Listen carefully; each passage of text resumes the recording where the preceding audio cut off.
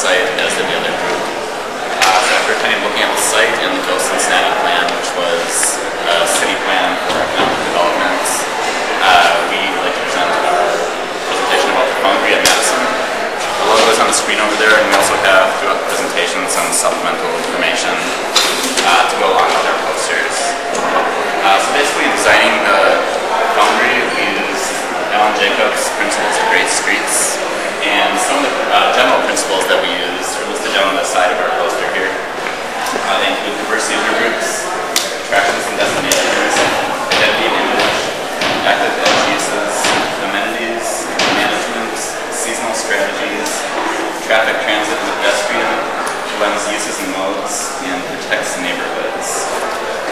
So kind of moving on to just the general context diagram to show where our site falls within the city. It's located kind of in a transitional zone between the uptown and downtown populations and the suburban populations of Cincinnati. So there's kind of really close proximity to Oakley Square, which is a smaller scale retail, kind of mixed use developments. There's the center of Cincinnati that is basically connected to our site, and also just about 2 miles down the street is Rookwood Pavilion, which is another larger commercial retail center. When we first kind of looked at the sites, one of the main problems we saw with it was access. It kind of is a secondary site to a lot of the surrounding areas. It barely has any frontage on Madison Road, just a tiny corner there. And from 71, it has no frontage at all, just because it's located directly behind the big box retail center. There are a few different ways of accessing the site. If you're coming from downtown on 71, heading north, you enter the site right by Target and Myers, so it kind of gives you a generic big box experience, nothing really special to the location or to Cincinnati in general. If you're coming from the north, you end up right from the Walmart, so it's a very similar experience. Both experiences are fairly disjointed from the site. The only one that connects slightly to the site by car is coming at Madison Road. We kind of saw that as a secondary access road, though, because only the local populations along Madison Road use that to access it. Also, for the pedestrians that are located in Oakley Square, just adjacent to our site, there's large disconnects due to some train tracks as well as fencing that kind of blocks out their neighborhoods from the north. Along the Madison corridor, there's a railroad crossing that goes overhead, and there's also a grade change that kind of disconnects. That is right in there. Right at that intersection. Yeah, right at that intersection there. So there's kind of a large buffer zone where the kind of commercial zone of Oakley ends and where you currently access our site. So one of the very first days of class, we all took a site visit along the corridor and also to our site. You can see some images up there. The next day, which was Friday, we came back to class and went around the room and asked everyone to just give a one-word description of what they thought of at the site, more in terms of the qualities of it.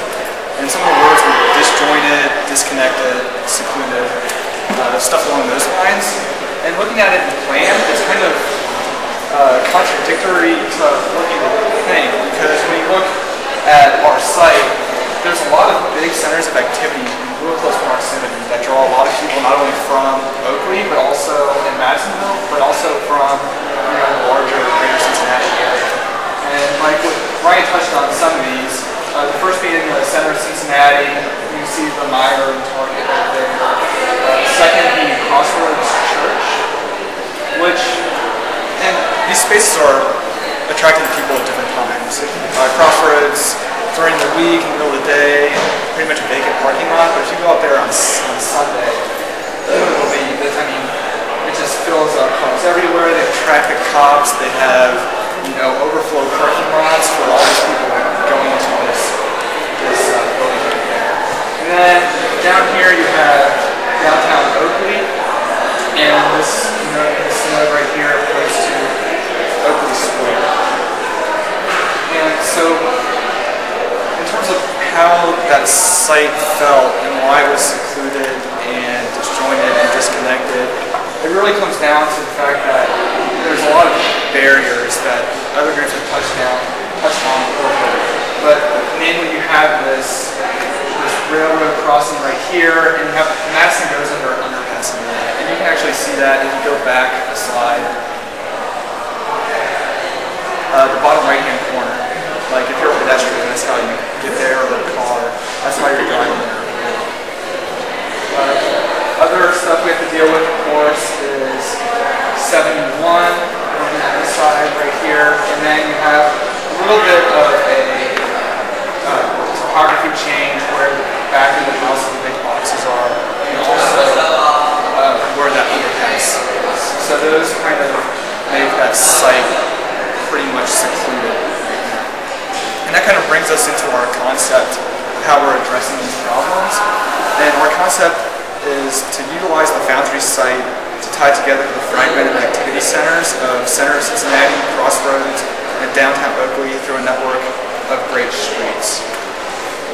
So, and that's what this diagram right here shows, and that sort of combines the problem opportunities diagram with sort of the regional axis and how we kind of use our site to connect everything together.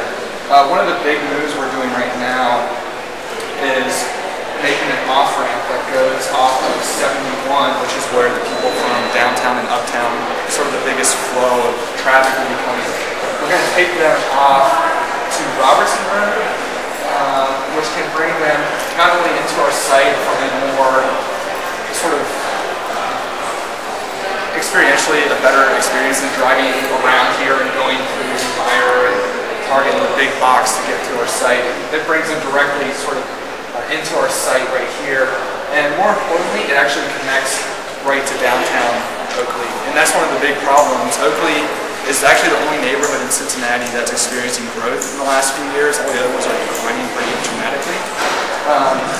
So there really is a demand for people to be able to get right off of 71 and go into downtown Oakley. So that's something that this move will do in addition to sort of tying everything together. And the nodes sort of show where some of these approaches, mostly by the car, will kind of meet opportunities.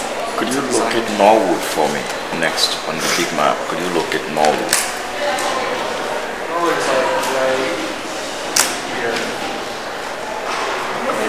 Don't you have to flip the phone on this map? Yeah, Norwood's right here. So Norwood's like right Okay. here, correct? Alright. So that's right after Oakley going south. Okay. And Woodwood Pavilion for KBU is a big retail thing, but it is actually in Norwood. Even though it looks like it's in Hyde Park, it's on that same side. It's the only piece of Norwood that's east of Madison. We would actually get from Norwood to our site through, you can take Madison Road, it goes right past Richmond. So moving on, I believe. Alright, and this sort of takes that approach and kind of zooms in the scale, and the orange shows, in addition to the purple, which is how the cars will move through, the traffic will move through the site, the orange kind of shows how this development is sort of pedestrians and how they will move and how that will connect them to the different activity centers. It's more local sort of, so we have it bridged down across the tracks from downtown Oakley, move over to Crossroads, sort of infill in between areas where they're mostly car dominated. This diagram also shows sort of a hierarchy in terms of the bigness of the lines. And one of our big moves that we'll get to later is we have a totally pedestrian street the focal points. We talked about great streets a little bit. Alan Jacobs, who I'm sure most of you are aware of, wrote the book on great streets and sort of came up with a series of concepts, both broad and specific in terms of what makes a great street.